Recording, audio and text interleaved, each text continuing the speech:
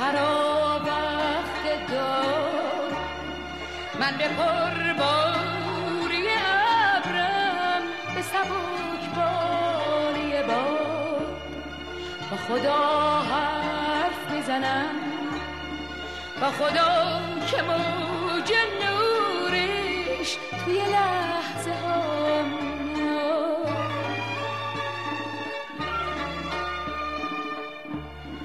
اون خدایی که همه